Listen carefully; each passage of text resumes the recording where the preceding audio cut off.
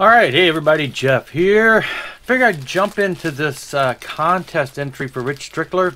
He is just celebrating his 100 subscribers, and he wants us to show it's the Desert Island Dozen. 12 albums that you would grab that you would take to a desert island. Now, they have to be between the years of 64 and 89.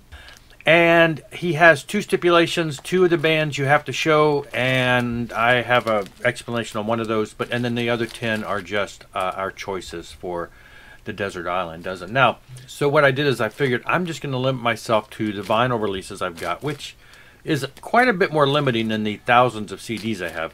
But I did limit it to vinyl, and so I wanted to do this. So he wants to see one Beatles album, and that's Sgt. Pepper. So we grabbed this because, of course, it's got a lot of the classic hits on it. And, I'd be tempted to grab, like, Past Masters, but that, I think, is a compilation, which he did say no compilations, no live albums, no box sets, things along that line. So this would be a straight-up album, Sgt. Pepper by the Beatles. Now, he wanted to see, secondary, he wanted to see a Rolling Stones album. Now, I will admit, I have not ever owned a Rolling Stones album, CD, anything. Never been a fan at all. I'll tell you the story. So he said it was okay for me to go ahead and enter. I could talk about the Stones and an album or whatever. I'm going to talk about briefly a story. So I discovered rock and roll somewhere, it was like 77 or 78 with Kiss. A friend had her sister who had it. We went over there. We listened to it. I eventually got, turned on to it, went out and bought a Kiss album. That was it. 70s into the early 80s, all I listened to was Kiss as far as rock and roll. It was around 80, I think, that I discovered Van Halen and some of those bands, and then started branching out. In my birthday, the same girl whose sister had the Kiss album, she came to my birthday party. So I'm talking probably 78, middle of 78. It might have been 79. And she brought me a 45 single of Miss You by the Rolling Stones. Since that was a 78 record, in 1978, I assume it's probably my birthday, or it could have been the next year. And I looked at it and I'm like, who are the Rolling Stones? I'm a 12-year-old kid who only listens to Kiss and disco-y stuff like Grease. So I had no idea who the Rolling Stones were. Liked the song, and that was about it. My friend, who I did meet when I moved, and we went to all the concerts together, he was a Rolling Stones fan to a degree. 1983, the two of us did go and see Let's Spend the Night Together in the theater, and I'm pretty sure I fell asleep. I just have never been into it. I don't like his antics. I don't like him out there, dancing, Mick's out there dancing. I never thought the music was very engaging. Most of the stuff I would have heard is the stuff that we had in the MTV era, and of course the hits. And of course my band has played songs by the Stones, so I'm obviously aware of them, but not enough to where I would had never really bought it. I was always a metalhead. Stones were never in that. But I appreciate what they did. The 80s stuff that they did, I got sick of seeing Waiting on a Friend on MTV. It was such a long and boring video. But now, in the past year, I pulled up, for some reason, on YouTube, the Rolling Stones. And I ran across a 60s black and white TV appearance where they did a handful of songs. And I was like, now that I can get behind. They sounded a lot to me like the Beatlesque era, which would have been the 60s. So it's definitely different than the Start Me Ups and all that. I will say the one absolute song that I absolutely despise by the Rolling Stones is the Sympathy for the Devil. Not because of the lyrical content, not because of the devil, not because of any religious preference there, but I cannot stand that repetitive hoo hoo hoo hoo. That is the most obnoxious repetitive chant I've ever heard. When that comes on the radio, I change the radio stations. I cannot handle that song. But I do think that I probably, if I were to buy some of their stuff, would probably really be satisfied with the stuff in the 60s, because I felt that that kind of music, and I know that, some of the hits that we know, Under My Thumb and all those things came from that era.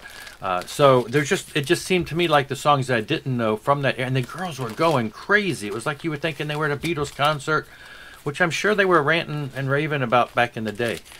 But yeah, so I think that if I started to delve into them, I probably would start somewhere in the 60s. Enough about that, though. I, at this point, have nothing from the Rolling Stones to show, and hopefully my story is enough to get me through the contest. Now, the other 10 albums are ours. So coming up first with Adam and the Ants. Now, I could have chose this or the first album, Dirk Wears White Socks, which I've shown is one of my favorite Adam Ant albums. of all time, but I thought, I'm going to go with this one. It's got a lot of the bigger hits, and I think that I would not get sick of either one of the albums, but I wanted to show this one just because I think this would probably be the high watermark for some of the stuff I'd want to hear.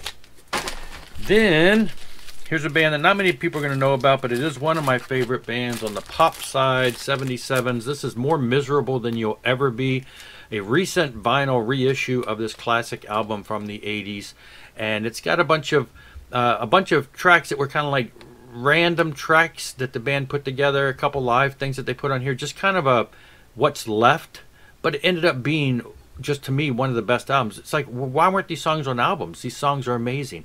And then they reissued it on deluxe vinyl with the second disc of other unreleased gems, and I just think this has just now become an amazing double record set that I could listen to forever, or at least until the ship came and saved me.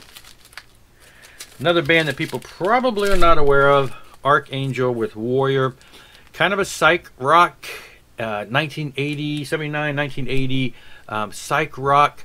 It would fall into the Christian realm music. It's kind of artsy, kind of weird instrumentation, psych rock type stuff, with the Christian bent to it. So great stuff. Kemper Crab on vocals, and I've mentioned his solo album that came shortly after that as being one of my favorite albums. And really, I kind of wanted to take that on the island, but I figured I'd go with a little bit rockier edge that I haven't shown recently. All right, sticking with some of the pop world, Billy Joel's Glass House is probably my top high water mark for Billy Joel, and an album that I love every song and probably have never gotten sick of listening to from the day. I think this is the high water mark for me. It's got the most memories. It's got the most songs that I love. My wife and I can play this anytime in the car and sing along as if we were still in the 80s. Great stuff. Had to go with a little bit of metal, hard rock, whatever you want to call it. Kiss's first album. There were so many Kiss albums to choose from. I stuck with this. It's got all the classics. It's the ones that I never get sick of. Any of the first 4 or 5 albums could fit into this category, but of this one, it's like everything on here is just top. So I went with this first Kiss album from 74, 3, 4, 5. The very first Striper album, I know I've mentioned this quite a bit. Striper is my jam, and this is where it all started. The 1984 Yellow and Black Attack EP. It's just, even though it's an EP, it's just there, to me, some of their greatest stuff, and I never get sick of listening to this. A lot of choices with this one. Again, going with the hard rock metal, Van Halen. Now, obviously, the first choice would most likely be the first Van Halen, because that's the one that's full of hits. Unfortunately, that's one of the ones I don't have on vinyl. I might have went there. This one, really, I went and saw this concert. This album, I just remember listening to death and love it. And just still, to this day, loved it. I listened to it a couple months ago, and I'm just like, yes, singing along, every song, great stuff. So it was a toss-up between pulling this and Diver Down, but I know Diver Down gets more hate, and I didn't want to make anybody upset. So anyway, I'm going with this. Sticking with the metal theme, the opening album by Wasp. Again, what is this, 1984-ish? Probably the one album that I never get tired of listening to. So yeah, I got to have a little Wasp in there and a little metal to keep the island rocking. Classic Queensryche again. I wanted to go with the first EP, but I thought, let me get some more bang for my buck and play a album by Queensryche. And I wanted to go with this one. It's the one that everybody knows and everybody loves and everybody's familiar with. And so yes, Operation Mindcrime. And the last one is because if I'm on the desert island by myself, I'm going to want to have church services. That's me, right? And so I needed some church music. So I pulled out Hymns Triumphant, one of my favorite.